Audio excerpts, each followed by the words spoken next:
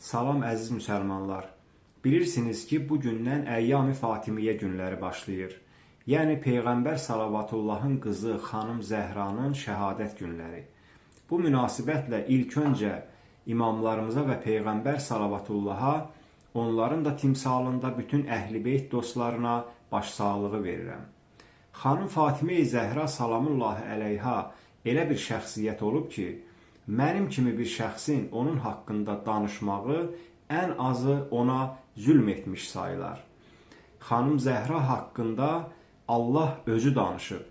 Allah özü öz kitabında onu Kövsər surəsində tərifləyib. İmamlar tərifləyiblər xanım Zəhranı. Peyğəmbər Salavatullah özü tərifləyib və onun haqqında danışıb. Mən xanım Zəhra haqqında onu deyə bilərəm ki, xanım Fatimə-i Zəhra salamullahi əleyha vilayətin ilk şəhidi olub. Yəni Əli əleyhissalamın vilayəti yolunda ilk canından keçən və şəhadətə çatan o şəxsiyyət olub. Xanım Zəhra qadın olmağına baxmayaraq, Əli əleyhissalamın vilayətini son nəfəsinə qədər müdafiə etdi və bu yolda şəhadətə çatdı. Bu barədə çox danışmaq olar. Amma mən qısa şəkildə onu demək istəyirəm ki, haqq cəbhəsində olan insanların hər zaman ən önəm verdiyi məsələ vilayət məsələsi olub. İmamların özləri belə vilayət yolunda şəhid olublar. Yəni, imamlar və peyğəmbərlər öz vilayətlərini Allahın vilayəti hesab etdiklərinə görə elə o yolda da şəhadətə çatıblar. Bu baxımdan xanım Zəhra da vilayət yolunun ilk şəhidi sayılır. Amma gəlin özümüzə nəzər salaq.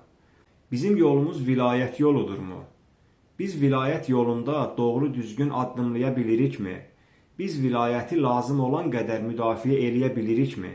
Cavab çox sadədir. Əgər bugün biz Əhl-i Beyt imamlarının sonuncusu olan İmam Mehdi əleyhissalamın yolunu gedə biliriksə, onun zühuruna zəmin yarada biliriksə, özümüzü və ətrafımızı onun zühuruna hazırlaya biliriksə və ən əsası bu zühura zəmin yaradanlara kömək ola biliriksə, onları lazım olan yerdə müdafiə edə biliriksə, deməli bizim yolumuz həqiqi Əhl-i Beyt yoludur və vilayət yoludur. Əgər biz İmam Mehdi əleyhissalamın özünün və onun vilayətinin yolunun davamçıları ilə dostluq ediriksə və düşmənləri ilə də düşmənçilik ediriksə, deməli bizim yolumuz vilayət yoludur.